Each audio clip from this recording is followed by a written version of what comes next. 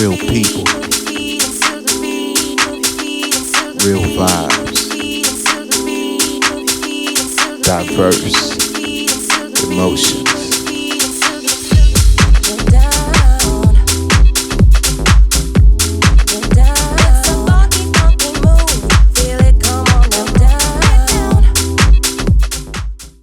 What's good, everybody? It's Diverse Emotions Podcast. It's your boy K. Classy touch. And today we got a very special guest. What's up, guys? Freddie. You know, it's crazy. I was thinking earlier, we've been friends for like over 10 years now because the Blake's days were like 2008. Oh, yeah. When I first went to Y'all was in Blake's. Blake's in Berkeley. Mm-hmm. Okay. Yeah, those days was crazy. But yeah, introduce yourself. Yeah, I'm Freddie, and yeah, that's it. Cool. So let's talk about when you started DJing and what were Wait. Before we get into that, how do you two know each other? From Raven and like partying Really? in the Berkeley days and like Blake's and all that. So yeah, first we met Raven At Blake's. Yeah. Blake's. Yeah. Okay. Yeah. So So how'd you get into DJing? I got into DJing. Let's see. For me, it was watching DJ Q-Bert's movie Scratch. And that's kind of like what sparked my interest DJing. And then, I just bought turntables, went to B-Side Records, got records from there, found Skills, started buying records from Skills. And Is that in Berkeley? Was. Oh, okay. Yeah, that used to be the spot you would go to find out about like all the underground parties, and then they would throw pop. Like the big raves that would happen at like Bill Graham's. They would do the Love Parade. What? Oh, yeah. sick. That's crazy. So you started with vinyl? Yeah. I started with vinyl and like a whole Gemini setup that was so like rickety. It was belt driven, so it was just a mess. But I figured it out, you know. I learned. That's cool because you know, a lot of people now, no one does. I mean, like people who are starting, they don't just start in vinyl usually. Nah, it's very rare. You know what I mean? Yeah, it is rare. Yeah. There are some people that are those. But I feel like those kinds of people, they have people above them like, hey, you should check out these techniques I got. You should use these. Putting them on and first. some records, yeah. That's so what sick. Music did you start like when you got into it? I was like scratching. I was trying to figure out how to scratch. So I was playing a lot of like random hip hop stuff. Oh, okay. Yeah. So it was hip hop before DJing was hip hop for you before it was into like house music. Yeah, until I found out like where I could buy like good house music, and then I started really getting into hard dance through raving, because that's the kind of raves that I would find is like these like hard dance trance parties. Okay. I was gonna say define hard dance, but that I think I know what you mean though. Yeah. That sounds sick. It's like fast paced, really loud, like yeah. It's like 160 BPM with like a really hard kick, like really distorted. Dark. Yeah. They're still hella into that in Ireland. Really? Yeah, they listen to like the super fast, like even in Newcastle, like Mason and then like sometimes he posts shit and it's just like super fast, like. And sometimes it sounds psychedelic, right? It sounds really trippy. Yeah, like psytrance, right? Yeah. Yeah, that shit's sick. So what's up with the label? So what made you decide to do that? Because when we first seen the label, I was like, they for sure must have been planning this for like a year and like working hella hard, and then you guys just dropped it. But like you told me it only it started a couple months ago. Yeah, it started a couple months ago. The idea kind of just, I don't want to say it happened overnight, but the DMT part, like the deep minimal tech, honestly, that whole inspiration kind of came from Archie a little bit. Oh, for sure. Shout out Archie. Okay, wait. So we got to back up. Who's Archie? The French legend. Okay. the deep tech minimal savant. Yeah, bro, I used to work with Archie at the Oakland Tribune, the restaurant, and after we used to go to his house and just party hard. He used to just be on the decks, and that's before I just liked house music and tech and everything, but I wasn't super into it. I didn't really know DJs besides him and Freddie. Yeah. But he was just always super into it. Got it. And Yeah, that's just been him, the DJ. So Archie, he's still the French DJ. surfing the waves now. Yeah, Yeah. He's a part of the label. Yeah, that's Yeah. right. Okay, sick. Yeah. That's ill. So yeah, that's kind of. Is how it just that you and started. Archie? No, it's me, Archie. We have a couple other people, Kennedy, Katie. There's David, and we got a couple other people. Libby, she's kind of in it. Oh, and what? Andrew. Shout out Libby, bro. These, everyone plays their part. Libby does like photography and stuff.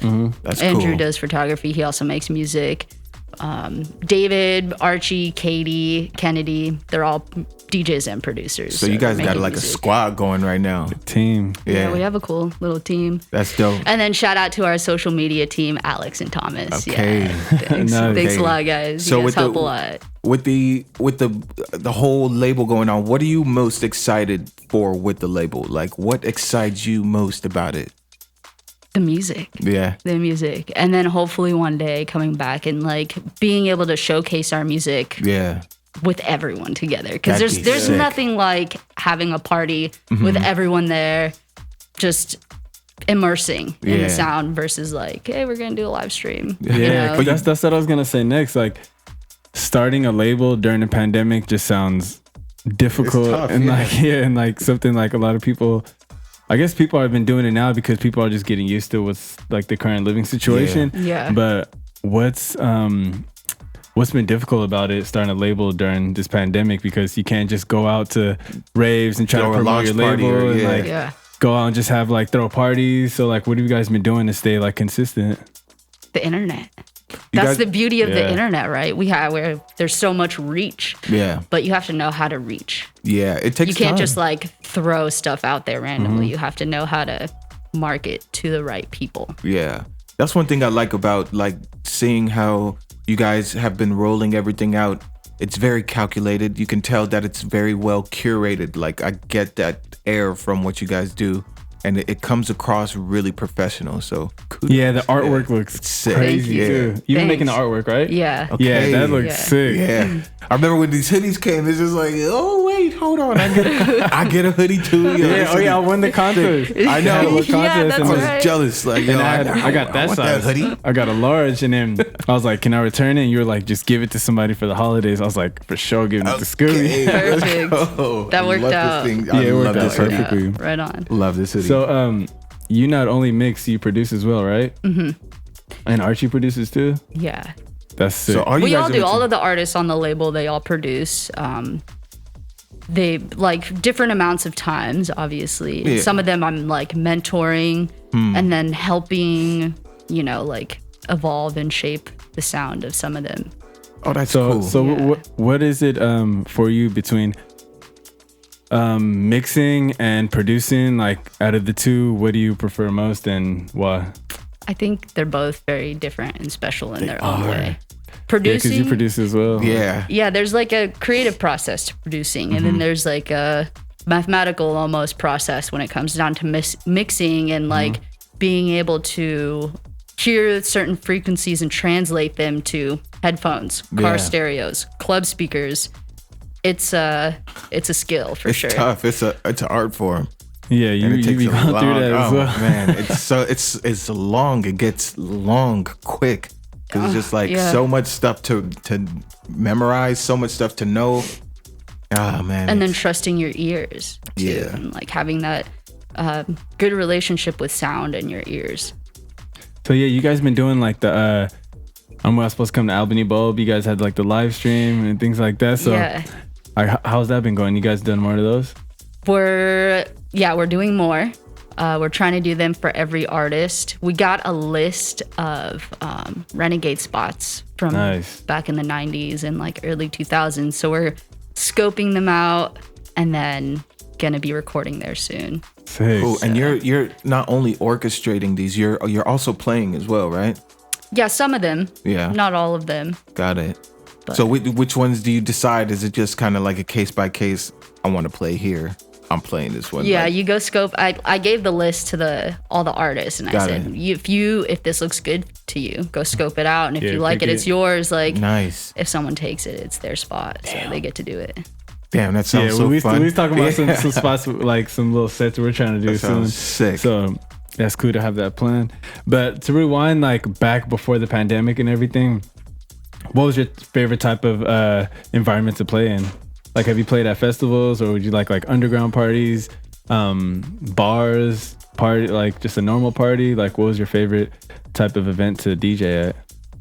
It depends, really. Festivals are always fun. Yeah. Having that big Stage. energy from the crowd is always so much fun. But also, on Saturdays, I had a residency at Bo in San Francisco at this gay club. Okay.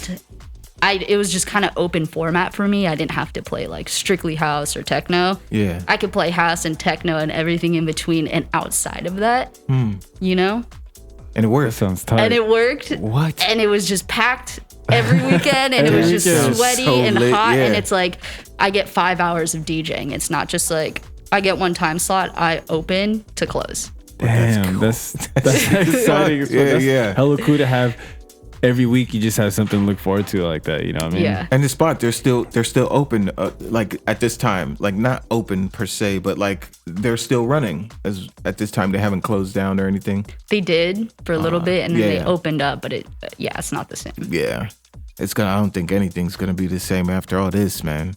Yeah, we're just gonna have to take like some adjustments, and we're just gonna have to get used to it and crack on. Yeah. We were talking earlier about her being in Ibiza. Mm-hmm. What was that? When did you go there? I went to Ibiza. Oh, I never knew you even went. Yeah. Yeah, I was interning at Sonic Vista Studios, so I wasn't really there to do anything but like be in the studio. But kind of, I think the last week I let loose a little bit. When'd you go? What year? I went in 2016. Oh, okay. The year before I went. Yeah. Yes, that's lit. Yeah, I think it was like 2016 I went. I was Remember just trying to any think clubs or about the anything you went age to? I was when I was there. I'm 30 now. You remember the clubs you went to? I went to I was at Space. Oh, I didn't even make it to Space. That was the last year Space was there. I went there. Yeah. Exactly. I was Lucky. there. Yeah, now it's high. Yeah. No, high goes. It goes high. crazy. It goes crazy for sure. Yeah. But she was talking about COVID Santa. COVID Santa. Yeah. It was sick. Amnesia. Yeah. He hates Zoo that Project. Yeah. You know. New project for sure. Yeah. So what's your schedule like now with COVID and making music? Are you doing it full time, or are you like working as well and trying to make it work? Or Yeah, I kind of have like a routine, if you will. But Monday through Friday, I like to wake up around 7, you know, and then I'll have like a little routine in the morning, and I'll give myself a little bit. I'll start music around noon or 1, and then work on music for maybe 5 hours. damn, every day. Yeah. Your studio's at your home? Yeah. And it's like, Nice. you know, not always my stuff, but I have other projects too. You know, like I'll mix down other people's music, so I'm not like listening to my same loop for 5 hours. Oh. You know how that is. Yeah. You just after a while, it's just like, yo, I need to go outside. I need to see some real life for a second because this is getting long, quick. Yeah. Yo, so it's just like you have the label. Have people started reaching out to you guys to try to like for releases and single deals and all that type of thing? Surprisingly, yeah. Yeah, I didn't think. surprisingly. Well, I just, you know, I did the label for like me and my friends to be able to release our music on Beatport and on TrackSource. These places where DJs go to get their music, not Apple. Yeah. You know, Spotify is cool for streaming. Yeah. And obviously SoundCloud, but Beatport and TrackSource. You need those too, and they're very curated, so you can't just like upload your music through some third party site or something. Like it has Right. to be a label that puts your music on there. That's the only way you can release music, right? only way. So it gets. So it has to be through a label. It has to be. Damn. There's no like Distro Kids or CD Baby type thing where you can Right. just be like, yo, put my stuff up on there, and then it just magically appears on there. Yeah. So I totally dig that. But like you're like now that you have people coming to you, how does that feel as a label owner now? It's like, yo, people are trying to get on my label now. It feels good. Yeah. Yeah, it feels That's good. sick. Have you had any people that are just like killing it that you're just like, yo, this is crazy good. We definitely got to put them on. Not yet. I'm waiting for yours. So. Oh man, hey. I got some tunes. I got some work. I got some work for sure. Put man. it in. No, for sure, Yeah. for sure. It's coming. I got some stuff that I'm working on right now with some yeah. We'll leave it at that. Okay. So when you're so wait, what festivals have you played at? Archie and I played Fresh Start last year. Was that out here? Yeah, at the Midway. Oh, sick. You've been doing a bunch at Midway, right? Yeah. Yeah, we Yeah. need to go over there one time. Where that? In the city. Okay, I don't think I've been there before. I've never been there either. Okay. When I was living in Chicago, like way back in the couple years, Okay. a while ago, 6-7 years ago, I was playing some festivals out there. Sick. So how is it compared to the festivals here in Chicago? Because that's like where the sound That's is it. from. Yeah, you know what I mean? Like Chicago they're in house. Detroit. Yeah, Yeah. like that whole Midwest area. So like, how do they respond to the music compared to out here? They go a little harder, I course. think. That we- Yeah, we're like, they we need to like go out really there. dance. Like everyone Yeah. is like really dancing. Yeah. Some people out here, they're like not. Yeah, they they'll gotta like be in a little groove. corner. but, yeah. Kind of And corner, there's their like, dancers that they'll No, make yeah, dance yeah. circles here, but It's different, It's different. Energy, yeah. It's totally different. Ever since coming back out here, I super wanted to go to just a rave out here, just to compare Yeah. it, just to see what it's like. And the whole COVID thing hit, so I never got a chance to see what it's like. But I have an idea of like what it's like, and to me, it just feels like it might be a little watered down here, or not watered down, but it's just the past, different. Yeah, in the past couple of years of being out here since I've been to Ibiza, Yeah. I was trying so hard to find like a scene here, and there is like a music scene, but it's just not like how it is in the UK Yeah. or just in Europe in general. Like you have to really try and find it. Really, you could probably say different because you're like actually playing there and you Yeah. know like a bunch of shit. But as someone that's like outside the scene, I feel like it was pretty hard. You know what I mean? Like Archie would invite me to some things, but I went to a few things as well, and it's just not the same. Ain't the Which it same. won't be the same out there compared to, you know what I mean? Yeah. Like Yeah. it's different people, but I don't know. It's just, I feel like I'm just spoiled. Yeah, we are. Being out I there. think in the States, it's like I'm sure LA has some shit that's hidden. I know Miami's probably somewhere where it's going crazy at, and New York it has to. It has to be going crazy in New York, and Chicago and Detroit, like these hubs. But like West Coast it's just different here. I know it's happening. Here, but I think it's really clicky over here. Yeah, And like everything people say else. that a lot about LA. LA's really clicky, but I think like here, like San Francisco Bay Area, San Jose, Sacramento, it can be like that too. yeah. Yeah, I think it's a California thing. Really. I think it is. That's remember we For talked about when we sure. came back. It's like out there, you could just go to rave by yourself and just get Meet everybody. everyone to have Yeah. the best time. Like Sick. come out here and everyone's like, oh, if I like, don't know you, Yeah, I don't know if I what do want you to. want from me? Type Right, thing. And yeah. It's just like, ugh. Like it, and that's one thing that I really appreciate just about being in the UK and Europe in general is how open people are to like meeting you, and like it's just way more accepting, and just in house music in general. It's not like hip hop. Like I started off making hip hop, and hip hop is a little more like closed off, and it's very clicky, you know what I mean? Whereas like house music is way more inviting. It's not pretentious like that. I'm sure there are people like little snobby people about it, but it's not like I can name a few parties in Ibiza that feel pretentious. well, Oh, for loads. sure. Yeah. Loads of them there, For for sure. sure. But like it wasn't, I don't know, like they for me personally, it's just like everywhere I went, it was just like everybody was just like, what's up?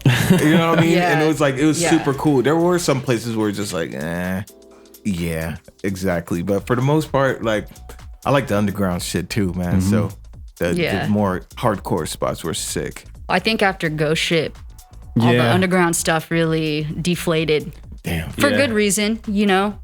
Shit was a lot of sketchy warehouses that Yeah. were going on. Yeah. Yeah, we threw a party at Ghost where Ghost Ship was. They were connected to a warehouse right next to it. We threw a party there on Halloween, like exactly a month before that. Damn.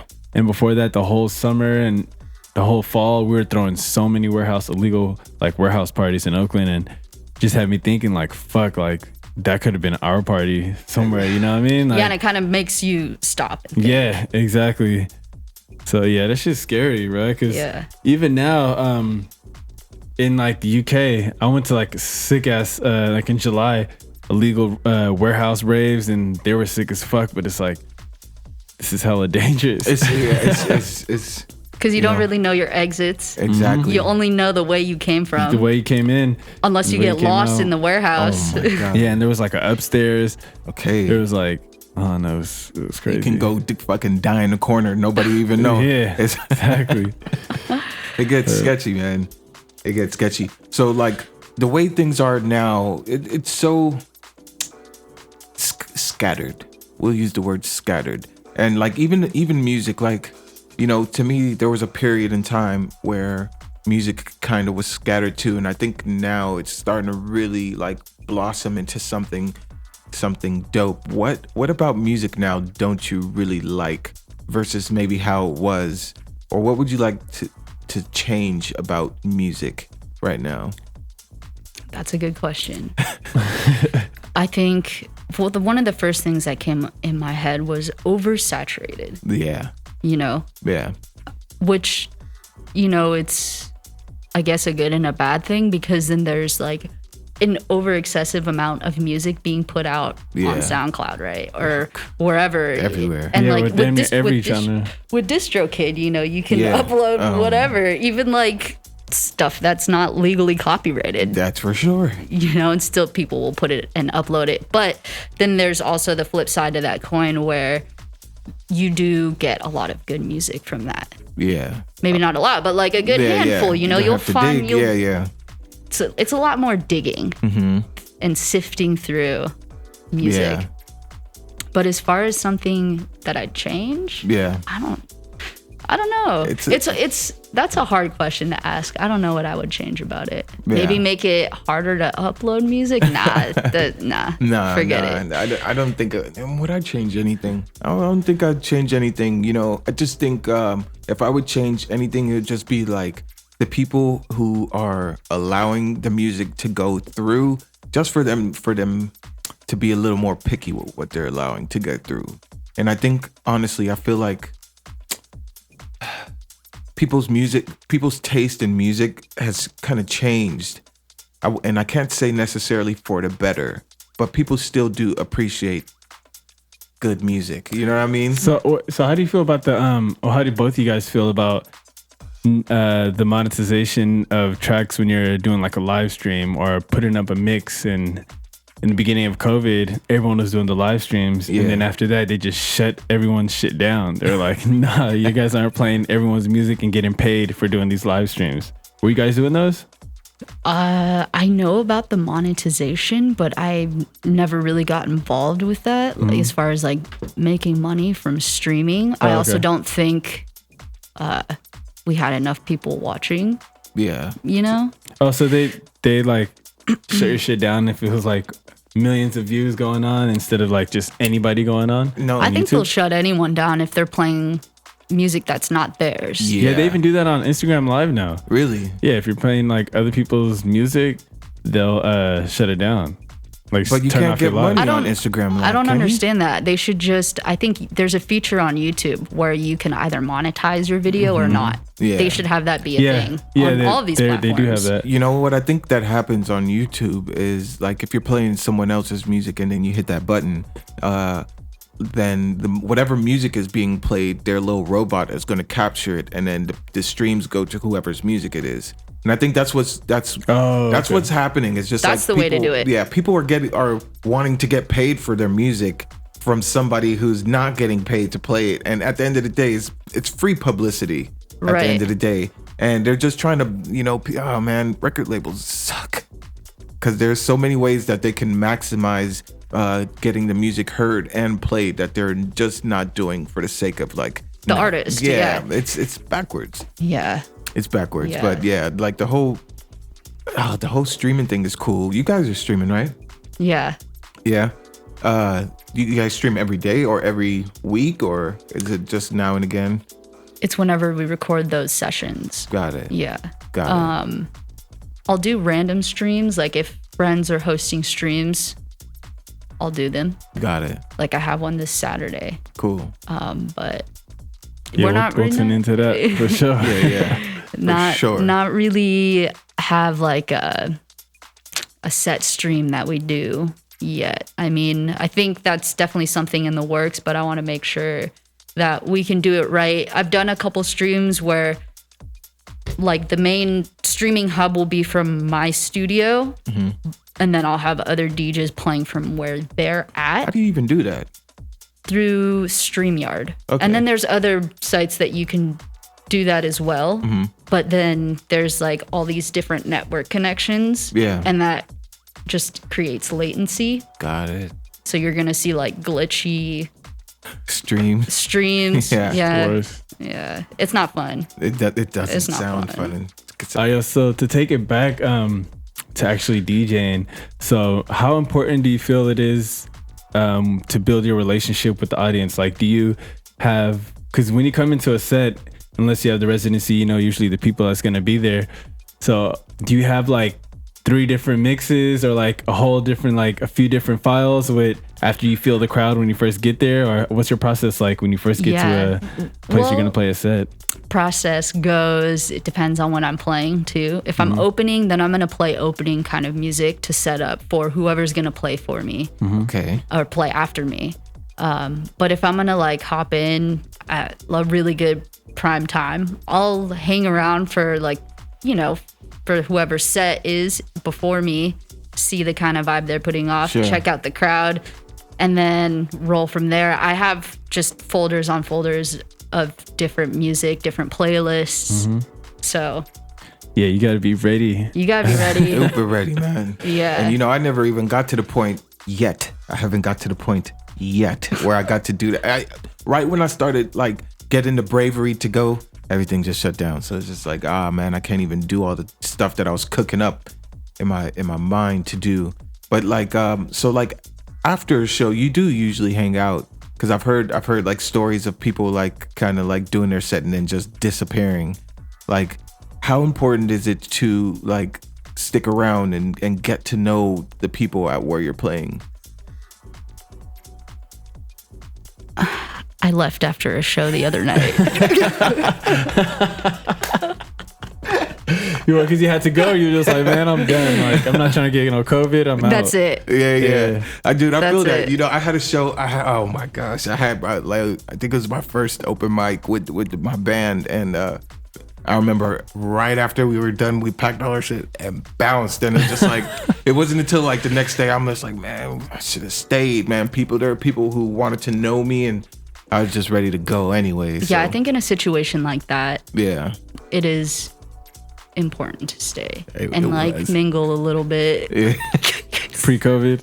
Now you're like, oh, that's the excuse now. I gotta go, bro. It's COVID. Yeah. I should have stayed. Yeah. But I think as far as like the DJ goes, I feel like DJs play like this elusive role. Like they're on stage for 1 to 3 hours or whatever, and then poof, they disappear. Where'd they go? Yeah. You know, they're mystery. Damn. And especially when you're at a festival, sometimes you don't even know how he looks like, but he or she looks like. Yeah, and you're right. just like, oh, okay, someone's just playing some music. Next thing you know, they're walking in the crowd right next to you. Like, you never even, unless you know who they are and what they look like, they could be standing right next to you. You never know. Yeah. It's sick. So what's the most memorable response that you've ever gotten from DJing, or just like a beat you played, or just any type of performance with your music? Just last year at Fresh Start, I have a friend, Ebri, who looks a lot like me. Like, we look like we could be siblings. And they said like a couple days later, people were coming up to me nonstop that night, telling me how great that set was. Nice. And I was like, sick. That's tight. That's sick. Talk about encouragement, man. Yeah, that's a high. That's like a crazy high you feel, you know, like even just having like an art show and someone just coming, like that's what it's really for, you know. I mean, like when I make art, just want someone to look at it and like appreciate it. Yeah, you feel me? Yeah. That's like one of the best experiences of it. You know, you can pay for it too, but and that'll be cool too. But praising is even better. You know? Like getting looking at it and really appreciating it is like that's just next level. That's what it's about at the end of the day, right? Yeah. So who are your favorite DJs? Your favorite musicians. I know. Let's hear some of these.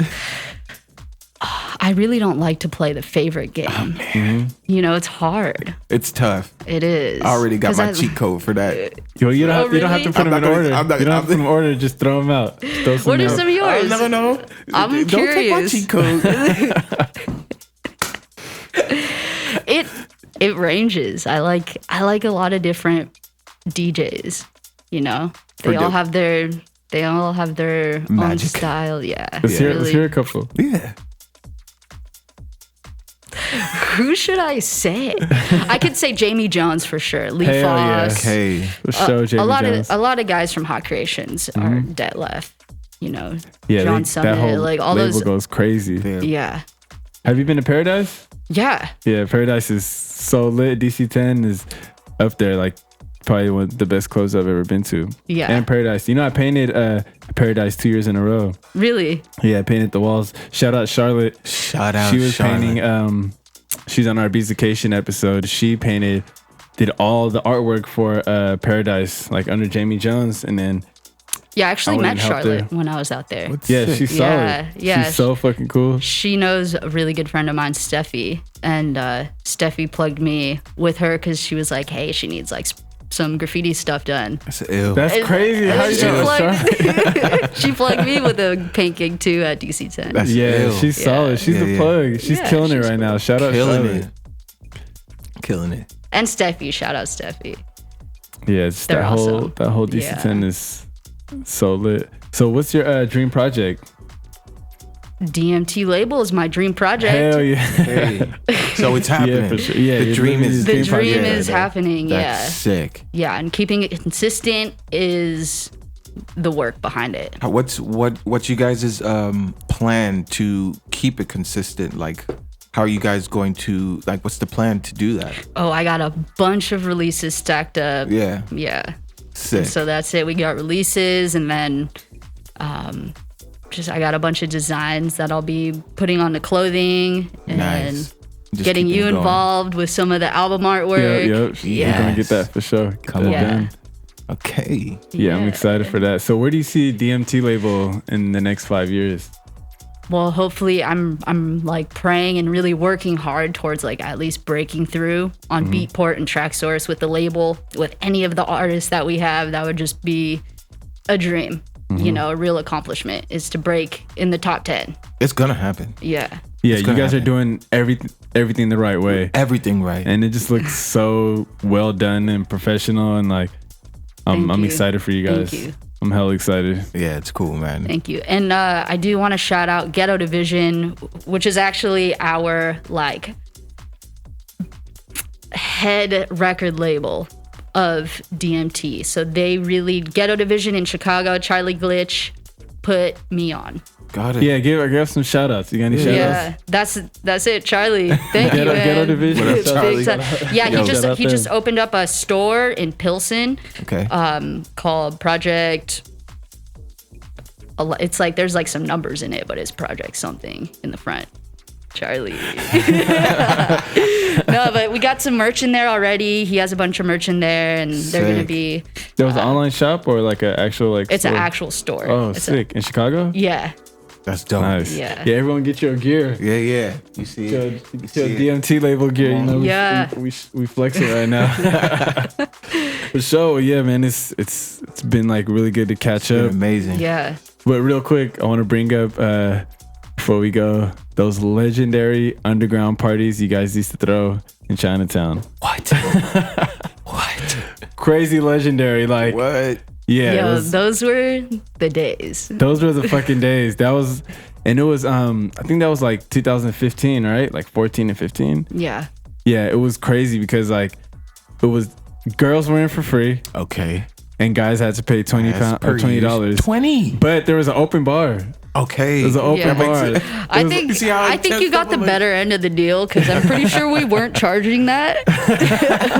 In fact, we weren't charging any money at all. Oh, man. There were no drinks there. No, just kidding. I was gonna say. You're like, Yeah, but that was no, lit. those were fun. Those were fun. crazy That because sounds like at the fun. end of the night, there'd be nothing. Shit ends at 2 here, you know what I mean? Yeah, So it was just always going on. Then after Going that, on till like 6. and then Archie 7, would have 8. people come to his house after that, and it's just like, yeah, it was lit as fuck. But Like a good time. I can't wait till those come back. Yeah. Yeah. I'm praying. I miss underground warehouse me too. parties. I think by next summer. Something tells me by next summer it's going to resemble something normal. It won't necessarily be normal, but I think a lot of things will have kind of gotten back to kind of some type of normal. So. Yeah, well, it's on the way now. You know what I mean, with the vaccines and everything. But like, we won't get into the vaccine talk. I know you was gonna say something about that. I know. We're gonna get into some weird stuff. Start talking about aliens, you guys. No that vaccines. Galactic Federation. Let's go. It's happening. Oh, yo, well, this is Diverse Emotions Podcast. We got Freddie here from the DMT label. Yes. I'm super excited for everything you guys are doing, and Thanks. Likewise. 2021 is going to be like an amazing year for all of us. All of us. It's dope, and it's a pleasure meeting you. Likewise. For sure. Likewise. Thanks for having me on, you guys. Yep, of course. Yeah. Wait. Before you get off, where can everybody reach you at? Yeah. DMT LBL on Instagram. Simple as that. Okay, let's get it. All right, you guys, we out. Peace. Peace. Down.